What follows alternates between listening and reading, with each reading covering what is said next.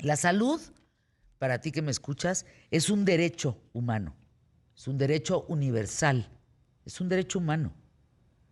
Y nos provoca un alto nivel de bienestar físico, mental y social.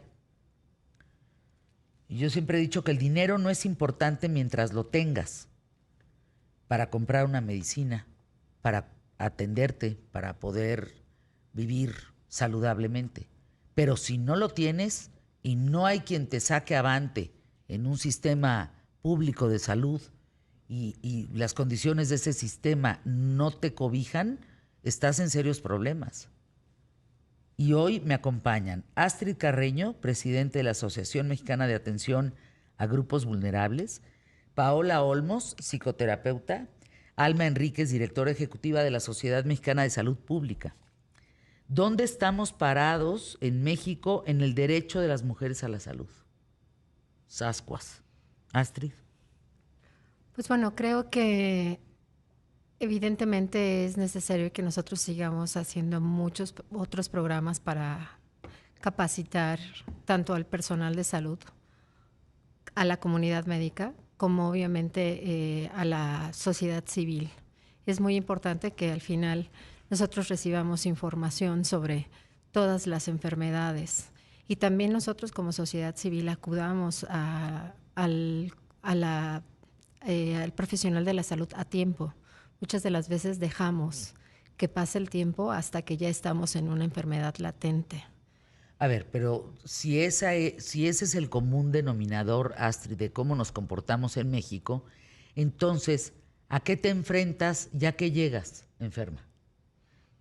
A un diagnóstico que quizás sea ya en una etapa avanzada y muchas de las veces también te enfrentas a que tengas que empezar desde un piso bajo, desde el médico general, desde el médico familiar, a que te empiece a hacer el diagnóstico correcto. Híjole. Hasta llegar al especialista, que es el que te determine cuál es tu real estado de salud. ¿Eso cuánto tiempo podría pasar? En muchos de los casos hay pacientes que llegan en el caso de cáncer en metástasis, obviamente en una fase 4. Pues ya no les alcanza a llegar el médico especialista. No. ¿Qué tal, eh? Fíjense que la pregunta me parece interesante porque si todas nosotros, hombres y mujeres, todos, perdón, nos atendemos tarde, porque hay gente que todavía hoy escuchas que dice, no, ¿para qué voy? ¿Para que me encuentren algo? Entonces, si ya de por sí nos atendemos tarde, pues ese tarde, ¿qué significa? ¿Qué te enfrentas? Y lo que dice Astrid es interesante. Ahora, tú como psicoterapeuta, Paola Olmos, ¿por qué vamos tarde siempre? O sea, ¿tú qué ves desde tu trinchera? ¿Por qué somos lentos en atendernos una cuestión de salud en México? Bueno, realmente creo que siempre como humanos hay una vulnerabilidad a la que no nos queremos ver expuestos. Número dos, obviamente el toparte con servicios de salud que no son los más eficientes, pues obviamente también te da esa renuencia. Y desde la primera parte de cómo si un especialista en tus primeros años de vida no te dio la atención con esa calidez, con esa profesionalidad que tú necesitabas, que tú merecías en ese momento, pues obviamente esto te sesga y entonces dices, pues ya para qué voy al doctor, para qué voy al psicólogo, para qué voy a cualquier tipo de revisión que yo pueda estar haciendo si la primera impresión que yo tuve es que me trataron mal. Pero realmente siempre es porque no queremos activarnos en esta vulnerabilidad de sentir que yo ya no puedo, porque ¿qué es lo que hace un padre de familia? Pues no voy a ir porque qué tal si sí tengo algo y entonces ¿quién se va a hacer cargo de mi familia? ¿Quién va a atender a toda mi esposa? ¿Con quién se van a quedar mis hijos? ¿Quién va a pagar las cuentas? Pues mejor digo, no, mejor fingimos que todo está y hay muchas muertes que como en México no se practica hacer la autopsia, pues al final de cuentas nunca supiste de qué murieron. Las personas, ni siquiera sabemos a veces de qué murieron nuestros abuelos, nuestros bisabuelos, porque no había esta cultura de hacer ¿cómo se llama? Bueno, saber la causa de la muerte al final. Oye, doctora, a ver, Paula, lo que estás diciendo es bárbaro porque es un suplicio. Yo tengo la fortuna de atenderme en privado porque tengo un seguro. Porque si yo me tuviera que atender en un privado sin seguro, pues no hay manera de atenderte, pues no te alcanza. Pero quien no tiene la posibilidad de un seguro, se tiene que ir al seguro público, al seguro social. Es un viacrucis. O sea, de verdad me cuenta gente, así como me cuentan cosas buenas, me cuentan de unas cosas que son terribles como dónde te sientas para acompañar a tu enfermo. Gente que duerme abajo de las camas de los enfermos. Gente que no puede, el enfermo no tiene acceso a tener dignidad durante su proceso. ¿Tú qué sabes como directora ejecutiva de la Sociedad Mexicana de Salud Pública, Alma? Alma Enríquez. Gracias, Fernanda. Hay dos situaciones que yo veo. Una es, como lo mencionaba Astrid, todo el trayecto que tiene que pasar el enfermo desde, bueno, el paciente, desde que se tiene los síntomas hasta que tiene un diagnóstico. Tiene que pasar por diferentes niveles de atención y desafortunadamente no existe una interoperabilidad en el sistema. ¿Es eso? Que se puedan comunicar todos los niveles para que el trayecto que va realizando el paciente, su historia clínica sea fácil, se pueda compartir. ¿Y entonces? Pues tiene que iniciar muchas veces los estudios que ya se hizo en una institución.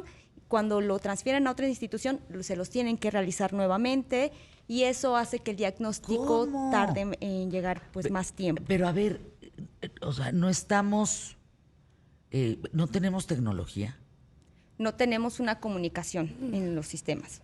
Esa es la falta de comunicación hace que... O sea, yo, Fernanda Familiar, entré a la clínica 22. De la clínica 22 me atendió un oftalmólogo, pero al cabo me tengo que ir porque es una cosa más seria. Y entonces me voy a otra clínica. ¿La 22 no tiene comunicación con la 8? Estoy diciendo, la 8 es ginecobstetría, pero por decir números de clínicas, ¿no tienen comunicación? Y principalmente pasa cuando, por ejemplo, ingresas al IMSS porque tenías el sistema, pero el servicio porque tu esposo era beneficiario, pero deja de trabajar y entonces entra a lo mejor a gobierno y entonces te pasas al ISSSTE, ¿no? Y entonces justo en el cambio de sistemas pues no hay una buena comunicación y entonces otra vez empiezas con tus estudios, todo, y eso hace que tu diagnóstico tarde en llegar. Y desafortunadamente en enfermedades como el cáncer, pues el tiempo vale oro. Es oro, exactamente. Entonces, desafortunadamente ya cuando tienen el diagnóstico, pues ya llegan en etapas muy avanzadas. Eso por una parte. Y por otra parte, lo que comentabas, la parte de que no se humaniza al paciente, ¿no? Entonces, no hay un trato en el personal de salud porque... O sea, eres el paciente 401. Exactamente. No hay una sensibilidad para tratar a los pacientes porque creo que tampoco están conscientes del valor que ellos aportan a la salud de los pacientes, ¿no? Entonces, si no se sensibiliza, si no están conscientes de cómo ellos aportan a la calidad de vida de cada persona, pues lo siguen haciendo de manera robotizada, de alguna manera, por decirlo, ¿no? Alma, déjame ir a anuncios QTF. Esto que estás diciendo es un 20 que nos debe de caer a todos, ¿eh? Doctor, arrégleme. Pues sí, señor, pero pues cambie sus hábitos, ¿no? Si usted quiere seguir viviendo igual y quiere que yo lo cure, pues no lo voy a poder curar. Es palabras sencillas lo que acaba de decir Alma. O sea, también si el paciente no ayuda, pues ¿cómo le vamos a hacer? No, la realidad de la salud en México es brutal. Astrid Carreño está con nosotros, presidente de la Asociación Mexicana de Atención a Grupos Vulnerables. Paola Olmos, psicoterapeuta. Alma Enríquez, directora ejecutiva de la Sociedad Mexicana de Salud Pública. Me escribe una mujer que se llama Margarita López, me dice, Fer, a ver, no te me equivoques, Fernanda. Llevo un año esperando unas radiografías. Y lo que me cuentan Paola, Alma y Astrid aquí es infame, es inhumano y es un crimen. Personas que tienen que esperar parados 2-3 días, una silla de ruedas antes de llevarlos a su cama. Casos ¿Qué es lo peor que has escuchado, Astrid? Sí, como te lo platicaba, el hecho de que no puedan en urgencias, una persona que viene muy mal, que viene muy delicada, no puede acceder a una cama, tiene que estar parado y que tienen que, la aspiración es la silla de ruedas, pero además creo yo que si ya está ahí el paciente, lo que uno tiene que tratar de hacer es darle calidad en el sentido de que elimínale el dolor, trátale de dar el fármaco que necesita para eliminar el dolor. Se sabe que hoy en día, obviamente, los algólogos son especialistas que están enfocados para que el paciente no sienta dolor. Desde ahí ya le das una mejor calidad de vida al paciente. Pero si ni siquiera le dan esos mínimos servicios, pues obviamente el paciente, además de que no está recibiendo la atención porque todavía no pasa, está parado, está esperando una silla para el acceso a la cama, ¿no? La verdad es que es muy, muy difícil. ¿Cuánto tienen idea cuánto nos cuesta cada mexicano en el sistema de salud? ¿Tenemos más o menos idea? Depende de la enfermedad, pero sí hay estudios que indican, ahorita no tengo los datos, que es mucho mejor poder intervenir al paciente en las primeras etapas, porque obviamente una vez que llega al tercer nivel es muy costoso para el sistema de salud. Hablando de cáncer, específicamente. Hablando de cáncer. Caray, pues es una realidad que lo que tú decías en propia mano, Paola, mi abuela le detectaron cáncer en abril, le van a dar tratamiento hasta febrero. Ah, caray. ¿Y entonces qué? O sea, la enfermedad se para sola o sea, eso no evoluciona. Eso es un crimen. ¿No? Exactamente, y eso es a nivel de salud general, ¿no? Y estamos hablando de una población general. Ahora imagínate cuando hablamos de grupos vulnerables, cuando hablamos de población LGBT, personas con discapacidad, inclusive salud mental, o sea, si en salud de física estamos mal, de cáncer, que se trata todas estas enfermedades, en salud mental tenemos un atraso completamente más grande. Para que a ti te den una cita con un psiquiatra pueden pasar meses, y yo te mando al psiquiatra cuando tú ya tienes una probabilidad de suicidio más arriba del 60%. Hay veces que ni siquiera se pueden llegar a internar porque no hay espacio. O sea, que yo necesito una intervención y no va a haber. Entonces, hay un sesgo todavía más grande en nuestra atención de la salud mental y emocional, que también desemboca sobre todo en enfermedades físicas, en cáncer, porque empezamos a somatizar y nadie tampoco está atendiendo esa parte. ¿Cómo definen un grupo vulnerable? Bueno, la verdad es que todos los Porque grupos... pues frente a la realidad todos somos vulnerables, ¿no? Efectivamente, la vulnerabilidad de un grupo va a radicar obviamente en relación a, por su situación económica, por sus ideologías, por su género o por sus preferencias sexuales. Obviamente tienen un menoscabo en sus derechos, sufren vejaciones en sus derechos. Entonces al final simplemente los grupos indígenas también son parte de los grupos vulnerables, y nosotros como mujeres seguimos siendo grupos vulnerables en todos los sentidos. Hay muchísimo acoso, sigue siendo muchísimo el acoso sexual, y también en el caso del hostigamiento laboral sigue siendo muy, muy, muy fuerte. Fíjate que niños, niñas, jóvenes en situación de calle, migrantes, personas con discapacidad, población indígena, no. Insisto, si frente a los que podemos hablar del tema vemos vulnerabilidad, tu abuela, Paola, tu abuela es un sector vulnerable. Lo estás diciendo, se lo detectaron en abril, la atienden hasta febrero. Gente que se rompe un hueso, lo que sea, pues ahí te quedas hasta que te pueda atender con el hueso roto, con el dolor. No hay paliativos. Si todos son vulnerables, imagínense la doble vulnerabilidad de este grupo que estamos mencionando. ¿Qué podemos hacer? Mira, para empezar, las mujeres vivimos más que los hombres. Y tenemos además una carga extra, porque culturalmente las mujeres somos responsables de la salud en la familia, ¿no? Somos quienes tomamos muchas de las decisiones, además de que también nos convertimos en cuidadoras de los enfermos de la familia.